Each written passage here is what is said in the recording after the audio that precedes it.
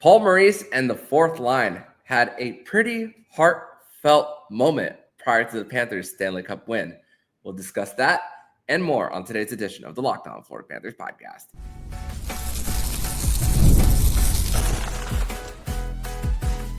You're Locked On Panthers, your daily podcast on the Florida Panthers. Part of the Locked On Podcast Network, your team every day. And welcome into this Friday, June 20th edition of the Locked On Florida Panthers podcast, part of the Locked On Podcast Network, where it's your team every day. Thank you for making the Locked On Florida Panthers podcast your first listen of the day. I'm Armando Velez from the Hockey News, and you can follow me on X at MondoMan12. That is Nich Fairbanks.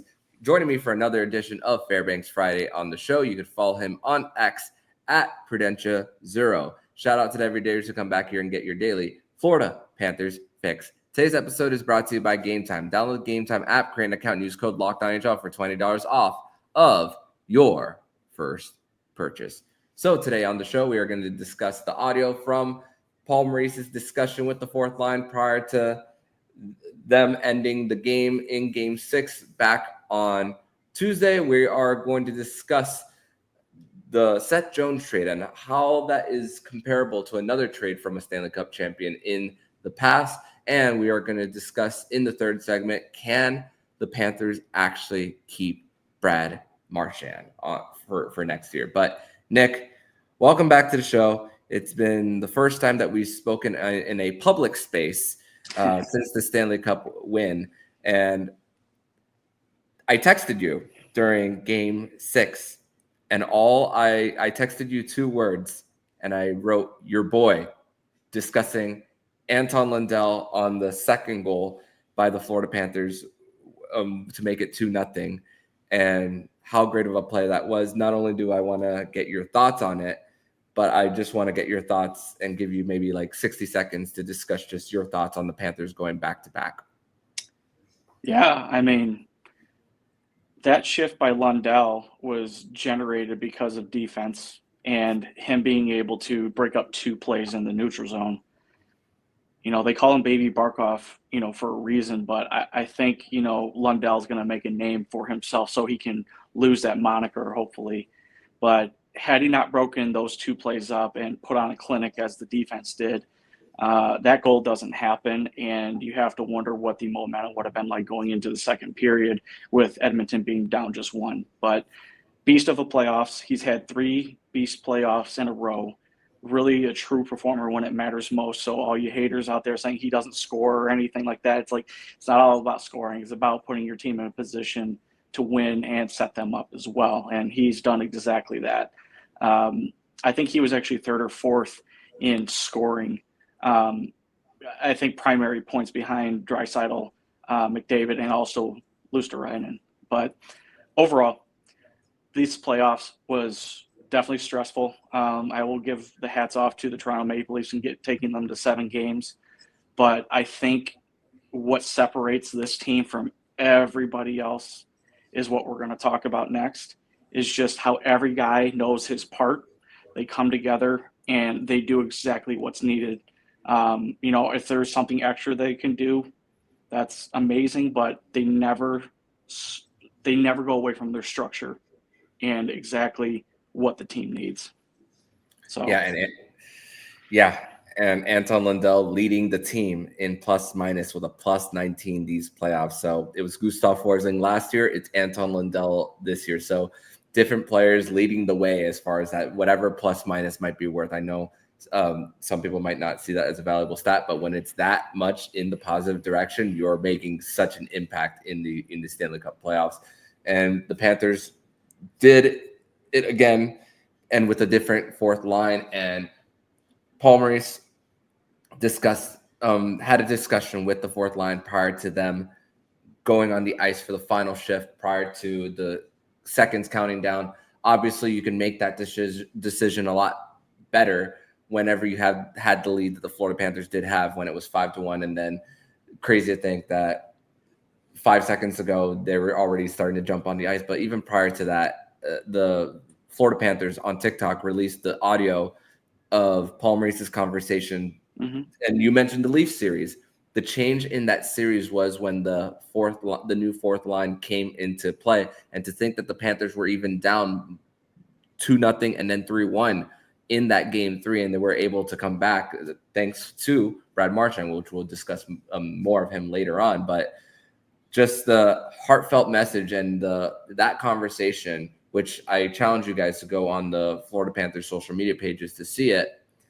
It's the epitome of Florida Panthers culture when it comes to just him embracing it. And those guys are I know Gadjevich was on last year's team, but Gadjevich was a scratch the entire time. The fact that he had a role this time, and the fact that they gave him a midseason extension last year in the deadline. The story of that deadline last year when it came to extensions was Gustav Forsling. Jonah Gadjevich was maybe like not talked about as much, but the fact that that extension also resulted in Gadjevich also being a big part of it. I mean, how great of a story is that from a 100-point player in the OHL in Jonah to getting to this point? It's an awesome story because if you remember when he came into training camp, or that they were thinking about signing him, they couldn't because I think they were at their roster limit, and they had to let go of somebody, unfortunately, and they had to do the same for Eric Stahl that season. So it's been a roller coaster for him, but you definitely see what he brings. And not only did they come into the second round and they just played their asses off, they basically reestablished what the Panthers' identity was and let the Maple Leafs know that, hey, you guys may be up 2-0 in the series and 3-1 in the game. This is far from over. And I think they basically drug the Panthers and top 3 lines back into the series to get re-engaged, because they had not been in a position like that since probably the Boston series. They ended up winning in 7. But, to have that mentality and everybody that comes to play for the Panthers now, you will sit out and still cheer and do whatever you can to help the team prep. And that's what he did last, Stanley Cup run. This year, he has a full-time position. He's hitting everybody. He's fighting multiple times a game. I remember one of the fights earlier in the season where he was just going back and forth. It's one of the best fights I've seen all time. The New Jersey. Oh, game. Yeah. Games against New Jersey. Beautiful. And then you bring it forward to the Stanley Cup final where it's at the biggest stage and him and Nurse just go at it. Couldn't ask for a better fourth liner and a better guy to be there and to support. And can't wait to see what he does next season, because I think he could do a little bit better offensively. He has some hands, and let's see if he can pop a couple more goals. Yeah, no doubt.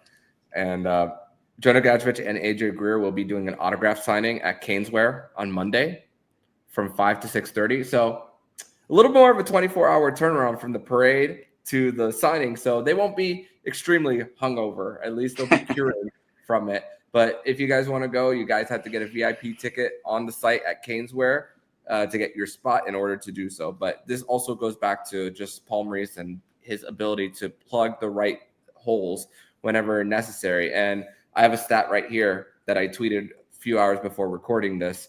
And when last year for opening night, Alexander Barkov passed Stephen Weiss in most seasons played in a Florida Panthers sweater, and the Panthers lifted a banner that night.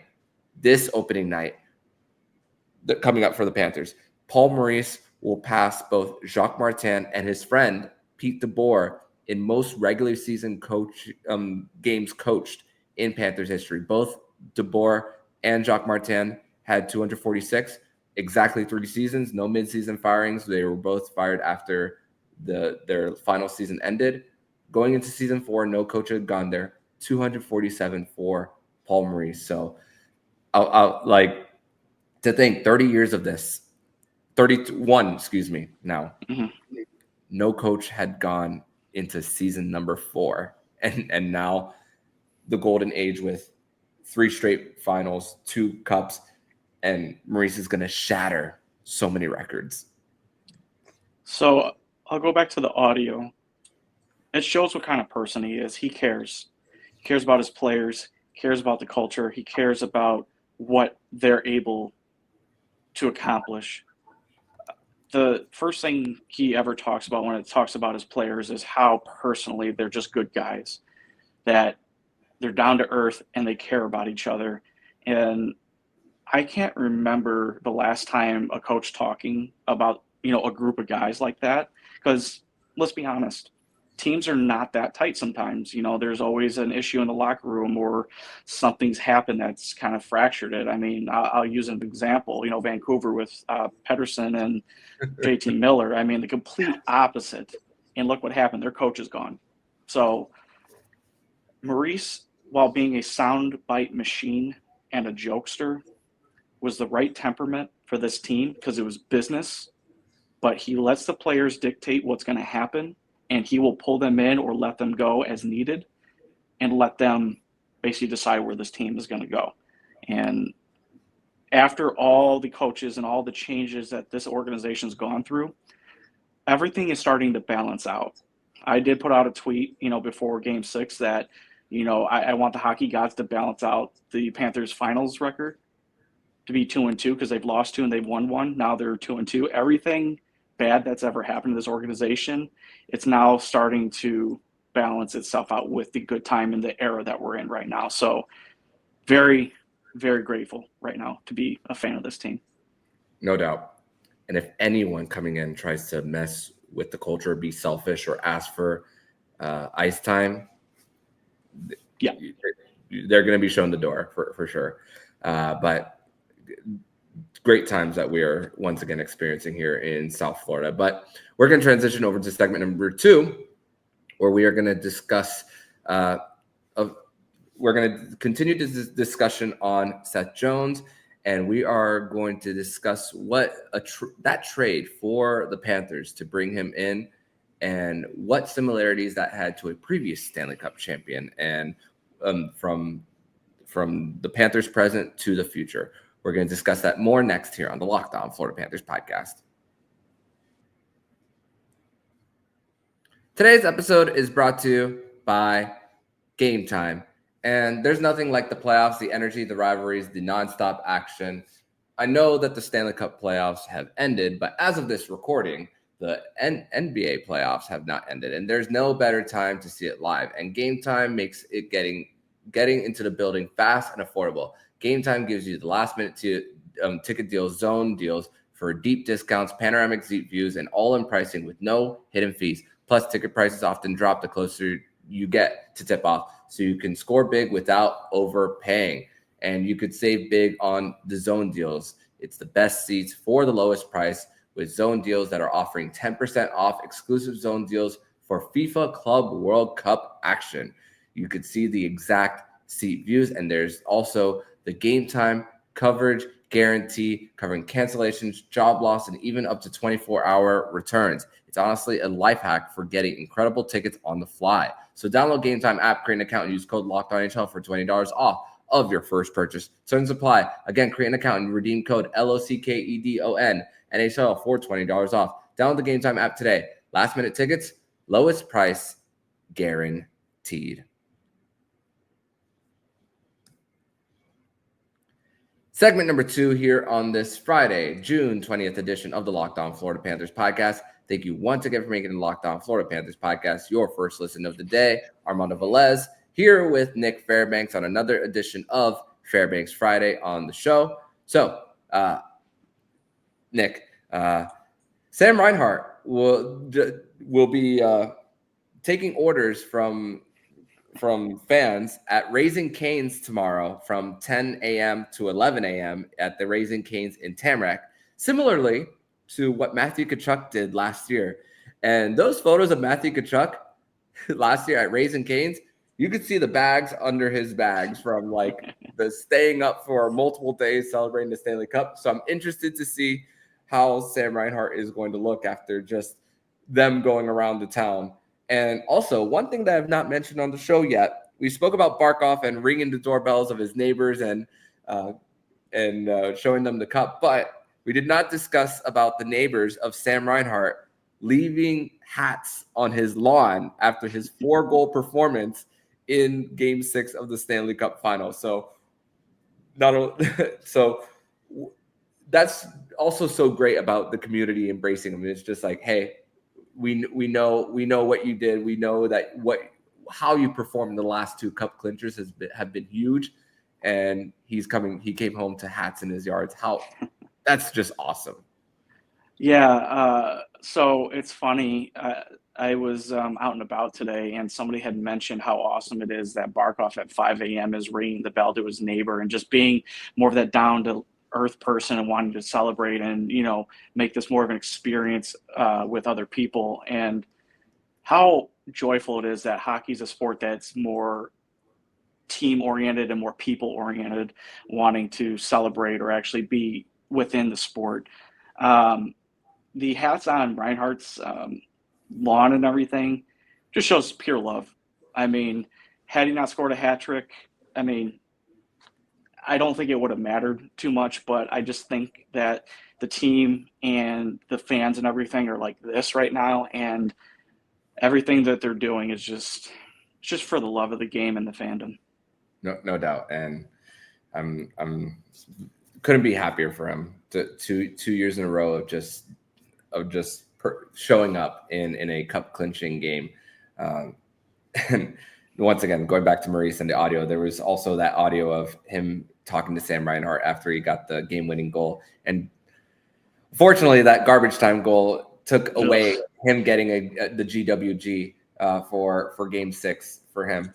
But also, guys, you mentioned guys embracing their new roles here. So Seth Jones coming into the mix.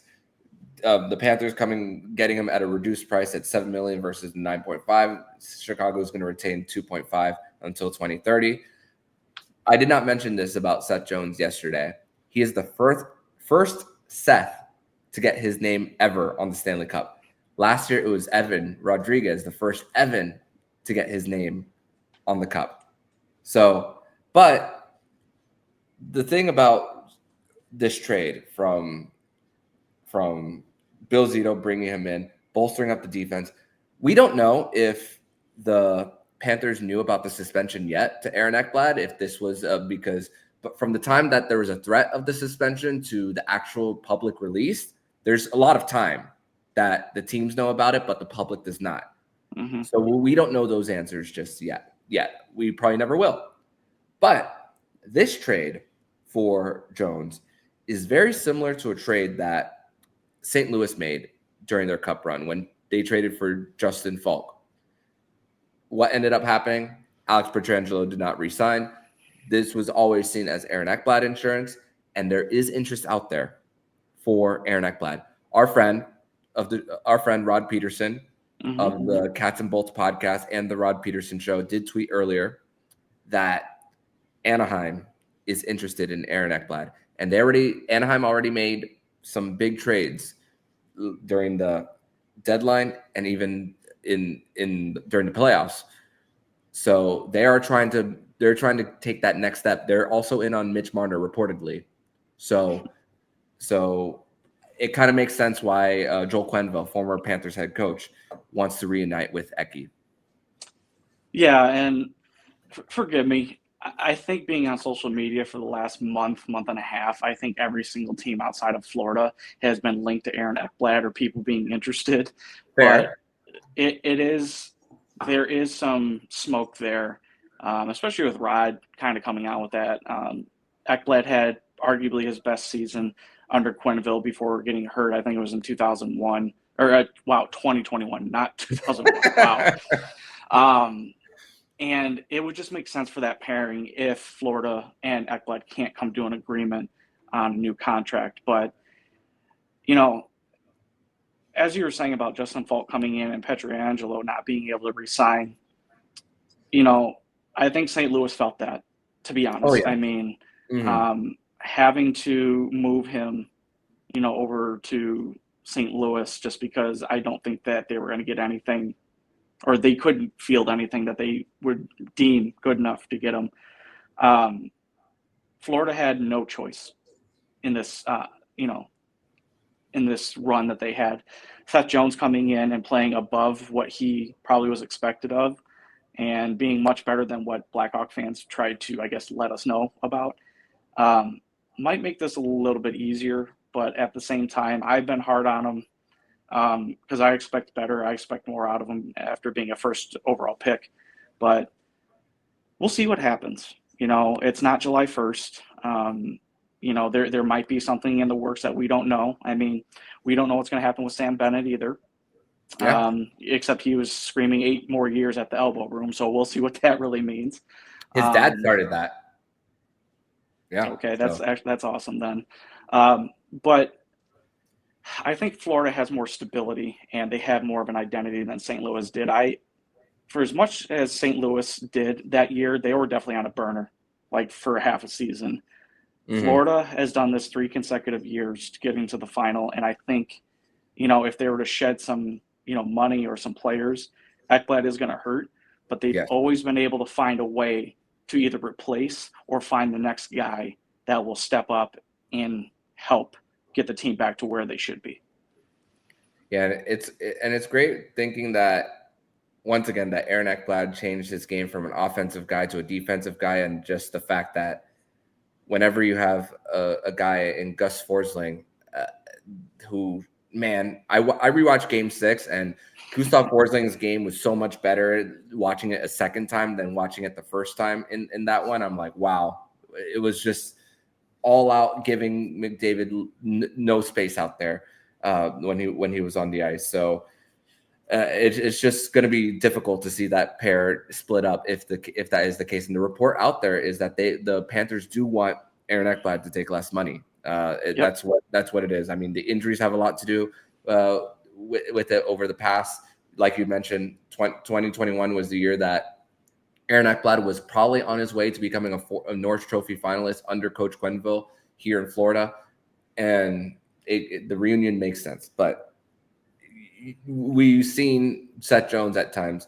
In the beginning, it was a struggle for him playing with Gustav Forsling up in a role, but even Paul Maurice said that it was going to take him a while. And if he is, in fact, the one that takes the top pair, even if there's an adjustment period at the end, in the beginning, excuse me, I think that again, this is why we allow the season to play out, to at least get their footing under them, which thankfully they already have kind of a head start. Yeah, and I mean, you could definitely see it in the first round when Ekblad still missed the first 2 games, that Jones and Forsling were still playing together, and they were still trying to figure it out. But once they did, they were playing very well together. And then you have to make the switch where you go back to Forsling and Ekblad, and you could tell that there was a little bit of awkwardness there because they hadn't played in probably about a month together. So no matter what, there's going to be adjustments, and these guys are professionals and they'll make it work. But it is up to the coach to see that and put the guys together.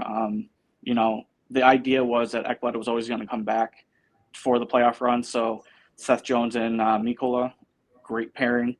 Let's see what they're going to do going into next season, what parts they're going to have available to shuffle the deck that way.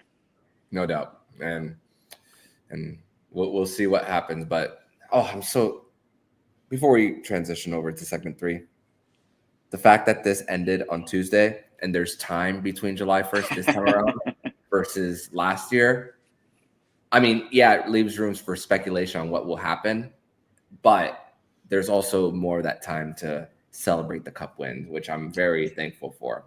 So I will say this: let's hope the weather's better than it was last year.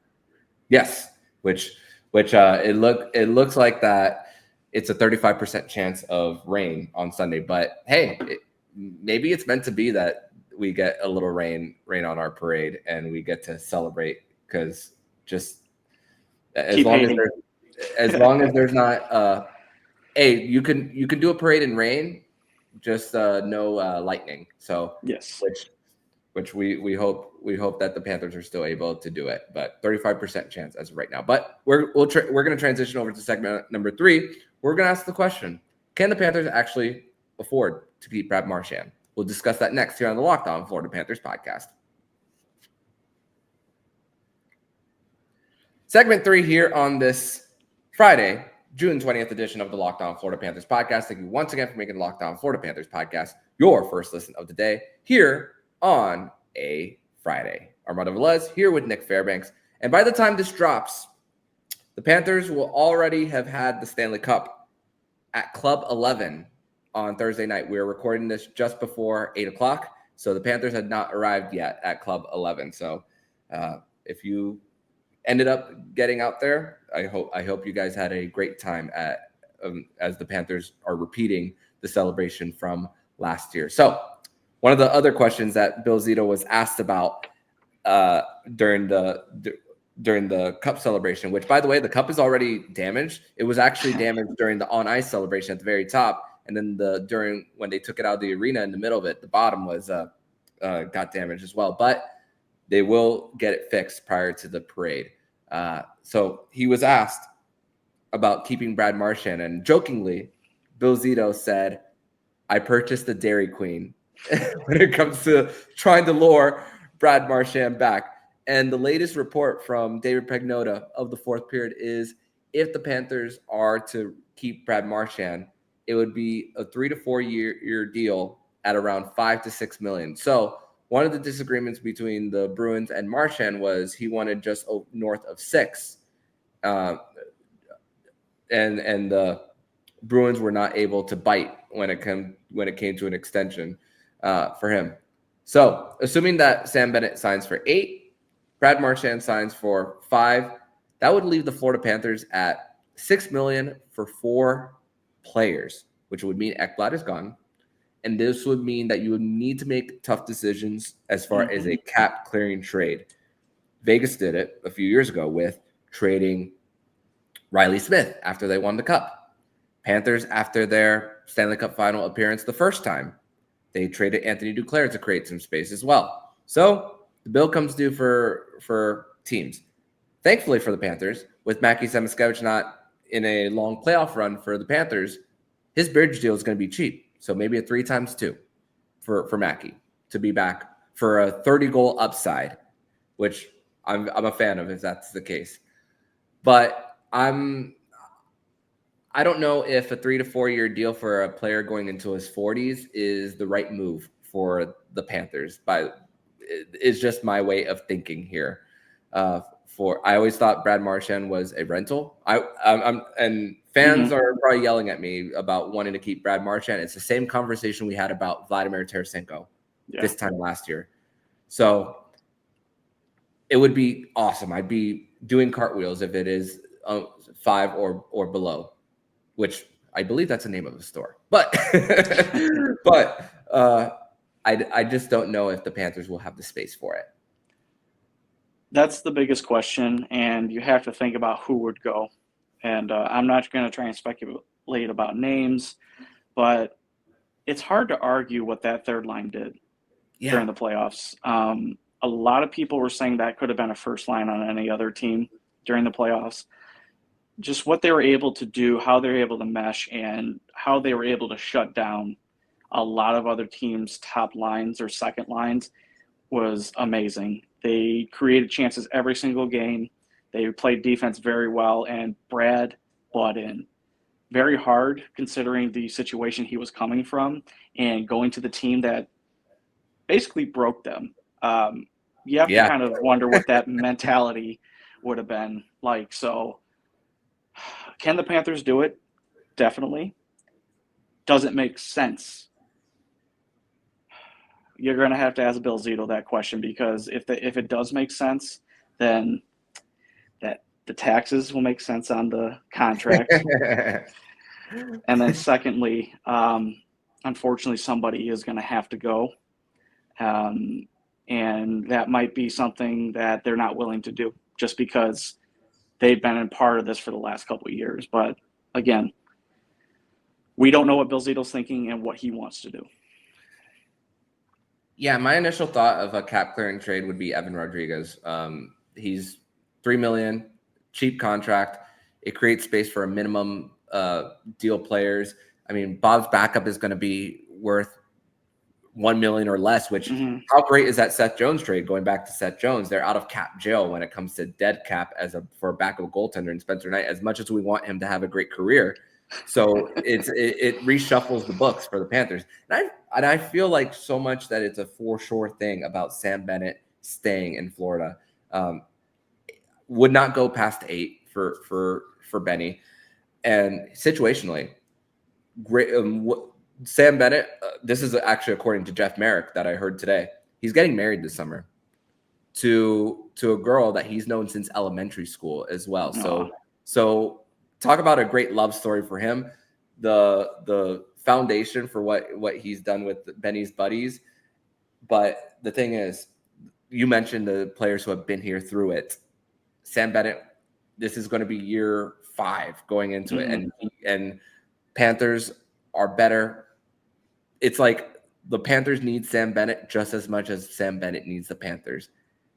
But I don't think that's the same thing with Brad Marchand as much. I do believe there is a need for each other in just his style of play getting to the Panthers. I know that there's still other teams that he could find that identity with, but it's not as much as the Panthers need for Sam Bennett, which also Jeff Merrick discussed this quote: "Don't mess with Happy," because of where Sam Bennett's career was with the amount of doubts to getting to this point.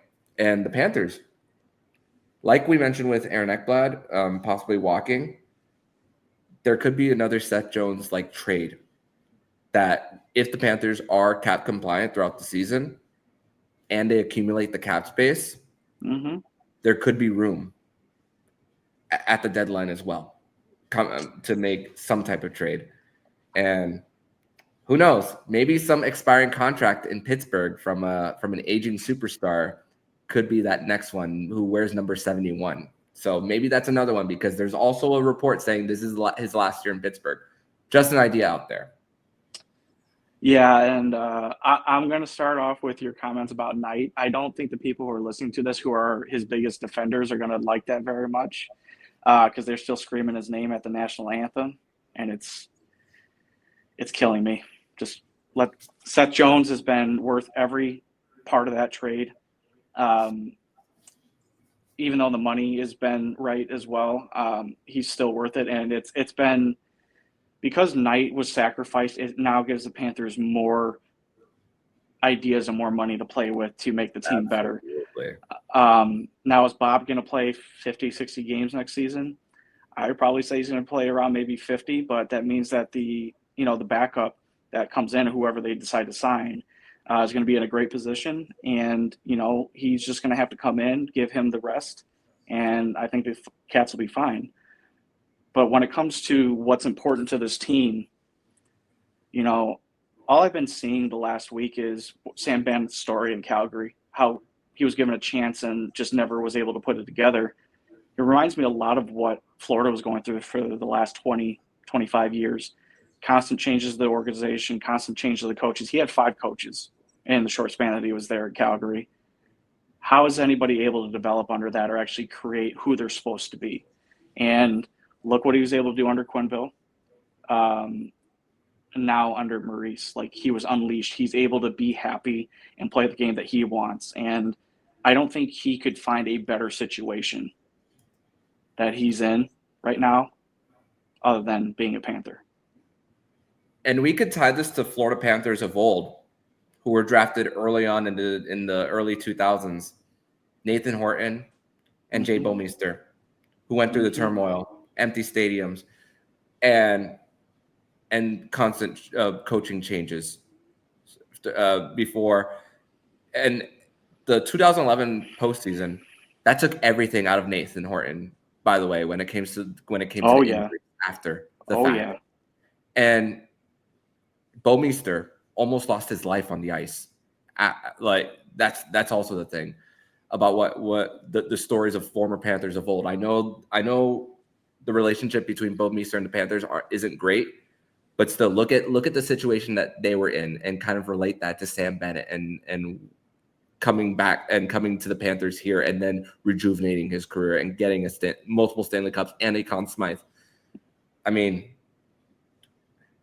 I think of the quote of Yoda in Star Wars Episode 3. If so powerful you are, why leave? Man, that hits it home, honestly. You shouldn't leave where you're happy.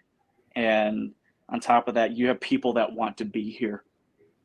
The Panthers want you to be here. They want to sign you. they want to surround you with even more talent.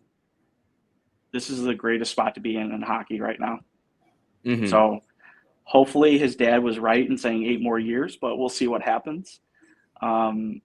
Just very, again, grateful for what Bennett's been able to help out with this organization and how he's just been an integral part of not only the community, but just come in and been a professional. No off-ice issues, maybe on-ice issues here and there. But as Brad Marchand says, it's the playoffs. We're out here trying to do that, and it's all for winning and getting the Stanley Cup. And one last thought on Marchand is, with the money, if they were to commit that much money, it would abandon another part of the lineup, which is the defense core, which you would need to try to rebuild.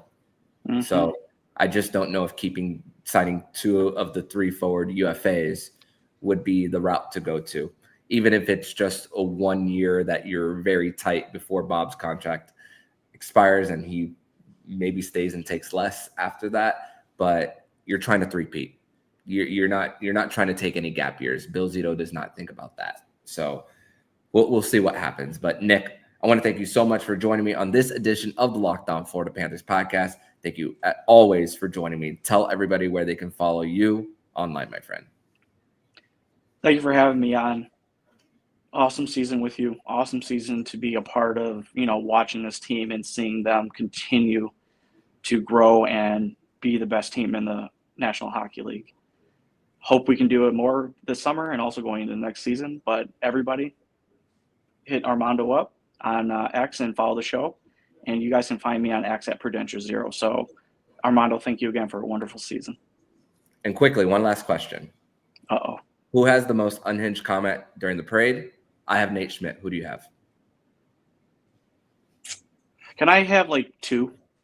Okay, because fine. Now that I've had it, I'm either going to go Marchand or I'm going to go Gadjevich.